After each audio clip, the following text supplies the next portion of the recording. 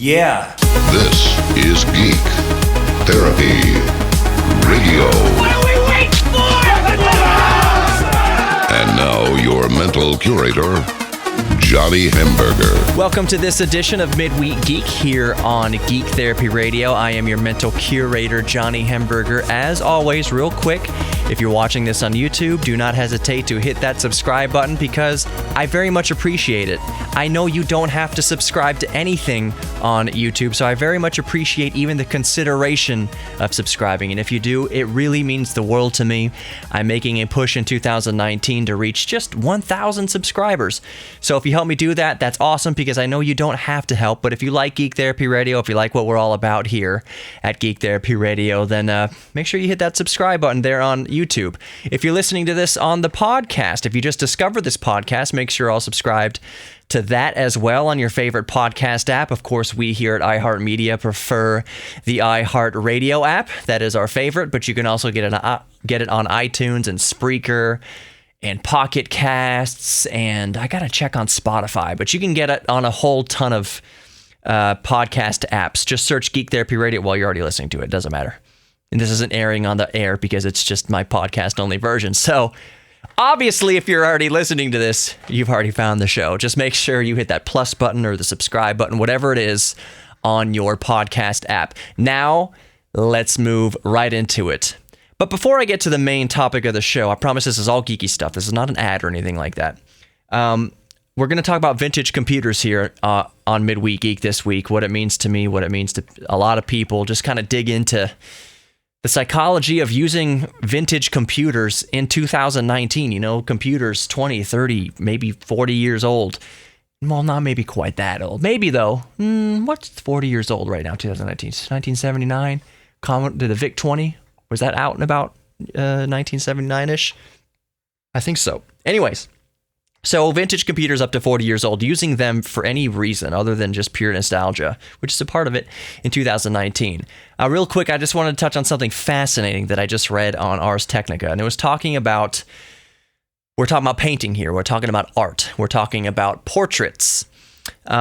The Mona Lisa effect, as it's known, and that is, and we've all experienced this, most of us have experienced this, you're looking at a painting, and as you're walking around the room with the portrait on the wall, you can swear that the eyes are following you. It's a very old trope in comedies and horror pictures and films, but it's a very real effect. You get the sensation that you can swear the eyes of the portrait, like the Mona Lisa, are following you around the room. So that's called the Mona Lisa effect. And why this is interesting, why I'm even talking about it right now, before we get into vintage computers, is that a group of researchers recently finally they tested the Mona Lisa effect on the Mona Lisa, and they found that the Mona Lisa isn't affected by the Mona Lisa effect. That is, test subjects for the Mona Lisa, much less than other paintings, felt that the Mona Lisa wasn't really following them around the room, that her gaze wasn't really following them around the room. So the Mona Lisa effect effectively doesn't even apply to the Mona Lisa. And I just thought that was fascinating. Even more fascinating, even further, is that it is suspected that since Leonardo da Vinci, who not only did the Mona Lisa, but did all sorts of, he was a scientist, he did all sorts of experiments, but he painted the Mona Lisa. He was a very brilliant man, and researchers now think that since he was so smart, that he specifically designed and painted the Mona Lisa, painted her gaze to be just on that verge of enacting the Mona Lisa effect. He put her gaze at just so many degrees. It's like 4.5 degrees or something like that, just right there at that precipice of making people think, is she following me? Is she not following me? Are eyes looking at me all the time? Are they not? He purposefully put it right there on the edge, knowing about the effect, because before the Mona Lisa effect, the effect was still there. It just wasn't dubbed the Mona Lisa effect. So he knew about that effect of the eyes following you around the room, and he put her gaze, I believe it's just off to her left, as she's sitting there. He put it at just so many degrees that it would make you go crazy wondering if she was or wasn't actually following you around the room. Like, he knew that. There's so much mystique around the Mona Lisa, and this just adds all the more mystique that Da Vinci knew about the effect, and he purposefully created the Mona Lisa to be just on the verge of that effect. I thought that was fascinating. Okay, we're 5 minutes into the segment here, so let's move on to vintage computers like I promised. If you're watching on YouTube, of course I put the timestamps all nice and neat up above my head here, and as I point to it, I'll make it disappear and turn into vintage computers. So, what got me on the subject to cover on Midweek Geek here this week is I went on eBay this week and I was bidding on an Atari ST. Specifically an Atari ST FM. It has a frequency modulator on the back. You can plug it into a TV. Has the disk drive built in. It's a 16-bit computer from about the mid-'80s or so. And I was bidding on it, and I think I put my bid at like $183. And I was winning the auction. And then I remembered why I hated this certain aspect of eBay, because at the last 2 or 3 seconds, someone outbid me by like a penny or $1. It's like, oh yeah, I remember why I don't bid on stuff on eBay anymore. Someone swooped into the last few seconds. So before I could outbid him, the auction was just over. So he swooped in at the last second and got me. But I was bidding on a vintage computer, that Atari ST, technically STFM, but popularly it's known as the Atari ST. I have, as you remember, you're good. I'm going to keep talking, though. I have a Commodore 64. A lot of you listeners might remember that I bought that. I bought that a couple years ago, and I had to. Have a good night, Mary. I had to go pick that Commodore 64 up in my DeLorean. I didn't have a choice. I don't mean like I didn't have another car. I don't mean that I didn't have another car capable. Hold on one second. I'm going to put a pause break in here. Okay, so as I was saying, I went to pick up my vintage Commodore 64 in my vintage early 80s DeLorean. So early 80s computer, early 80s vehicle. Had to do it because I'm a geek. We're all geeks. So I'm on this vintage computer kick. I can see that it's something that I'm going to get into, that I can get into, that I will amass not a huge collection of vintage computers, but I might own 1 or 2 computers kind of from each era. So I have the Commodore 64, that's 8-bit. The Atari ST that I'll get eventually, that's 16-bit. And I think it went up to 32 bits eventually. What did it change into? That was 32 bits. Anyways, then I'll get a 32-bit computer and blah, blah, blah. I can see myself amassing a very small collection of vintage computers. But I got onto this vintage computer kick in a roundabout way, as happens to us geeks. We start looking into one subject, we look into something, and it puts us off on a tangent that we didn't know about before going into the original subject. So, for instance, I was looking for a good word processor, the best word processor software for the Commodore 64. And for those of you who don't know, it's an old program called GEOS, G-E-O-S. It was a word processor contained in there. It was an old GUI, an old graphics user interface coded for the Commodore 64 and other vintage computers. So I booted it up, I loaded it up, and it was good, but not great. There's a reason why Microsoft Word is what it is right now in 2019. You can tell the stark differences between a word processor from the 80s or early 90s and modern Microsoft Word. So that got me thinking, as far as vintage computers go, what's a good word processor for a reasonably old or useful vintage computer? And I stumbled upon WordPerfect. Some listeners might remember the program called WordPerfect. It came out for the Atari ST, probably came out for the Commodore 128. Don't quote me on that. It came out for a bunch of different platforms, IBM compatible, all that stuff. But so WordPerfect for the Atari ST. So what do you think I did? I went to eBay to look for an Atari ST. And just a side note, a decent vintage computer of really any era, and this varies widely. But I would say plan to set aside $200 or $300 for such an endeavor to get a good example of a vintage computer. Plan on about $200. I think you can get. I mean, that's not to say that you can't get really lucky and score one for free or score one at thrift shop for $10. But if you want one that's like refurbished and has really been set up nice by a good electrician who knows what he's doing, he's changed out the caps, changed out some chips maybe. You want to get a good working example of a vintage computer, plan on a few $100, up to thousands. But I would say at the low end, in between $100 and $300. So anyway, Atari ST, I saw one about a $200. Now, why? This got me thinking, why now, through this hunt for word processor, vintage word processing software, gets me further on this vintage computer kick. Why didn't it just end when I got the Commodore 64 a couple years ago? So I did a lot of grappling, a lot of emotional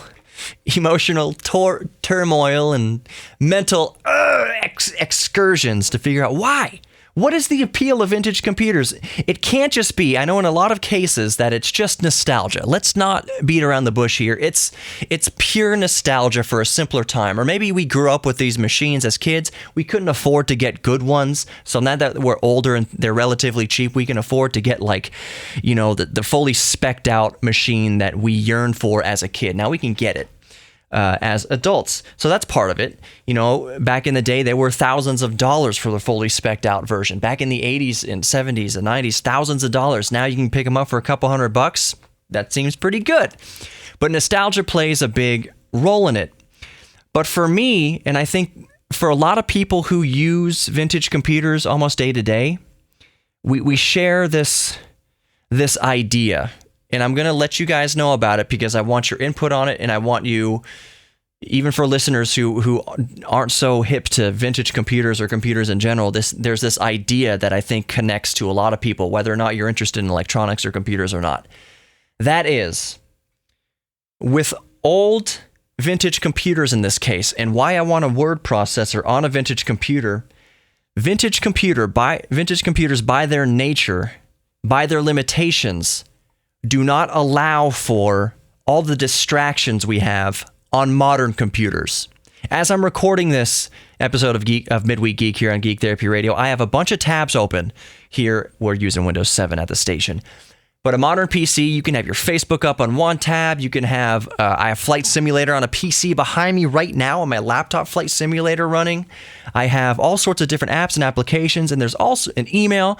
There's all sorts of distractions that can distract you. Let's say you want to get into a writing mode. You just want to write. I like to write here for Geek Therapy Radio a lot. And as you heard, I experiment with it because I also have a blog on the radio station websites, KPRC and 94.5 The Buzz and everything like that. So I more and more I write out a lot of stuff for the show. Not just show prep, but like kind of scripts that I know that it will work well for the blog. So I'm writing a lot of stuff, and I need to focus on writing. And sometimes it's hard to focus on writing when we're using a modern computer with all the distractions. So that is what got me on the search for a good word processor for a vintage computer. With a vintage computer, you can't, even if you wanted to, have the distractions. It's very hard to even multitask on old computers. Sometimes they don't even have 16-bit wave playback, meaning you can't even listen to waves, let alone decode MP3s. So what I'm saying is, if I open up a good word processor on a vintage computer, my focus and all of my mental energy is focused on the writing. It's the same reason why a lot of people, Conan O'Brien has commercials on where he's using a vintage typewriter when he quote unquote feels like going analog. But you use those old distraction-free devices to get the real work done without checking emails and Facebook and playing games. That's what got me on this new vintage computer kick, and I don't think I'm alone in that. There's a lot of millennials now who take vacations on purpose to go off-grid. They try to find little bastions here in the United States and probably abroad, little bastions, areas of wilderness where there is no 4G LTE, there's no Wi-Fi, there's no cell service, there's no nothing. They try to get off grid to reconnect and focus with themselves or with nature, with their art, with their hobbies, whatever. And that's very fascinating to me. I'm going to pause real quick here to reset the camera. 1 second. So maybe whether we realize it or not, in my case, trying to use vintage computers to create distraction-free, a distraction-free writing environment, I think a lot of us, it's not just nostalgia. It's like it's requirement. It's something deep in our hearts, in our souls, in the core of our being, in our evolution that needs to disconnect.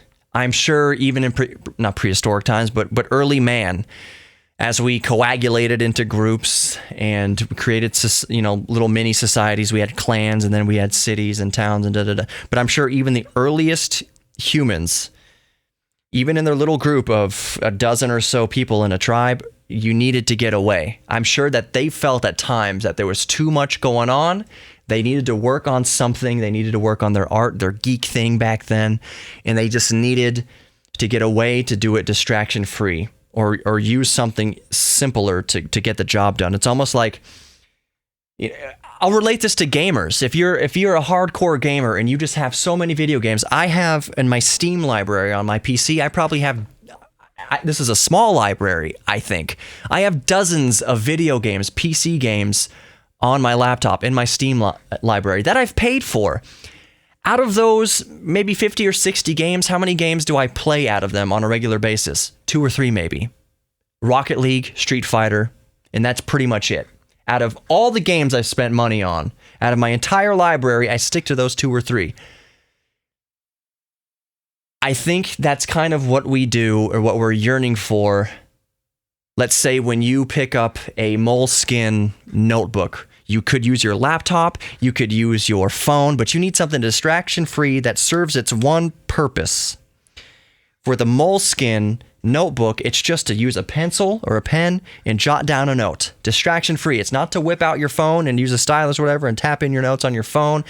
While you're at it, check your Facebook and Instagram and all these different things, all these distractions. It's, no, I need to get this idea down. And it's, for one thing, it's faster to write things down a lot of times.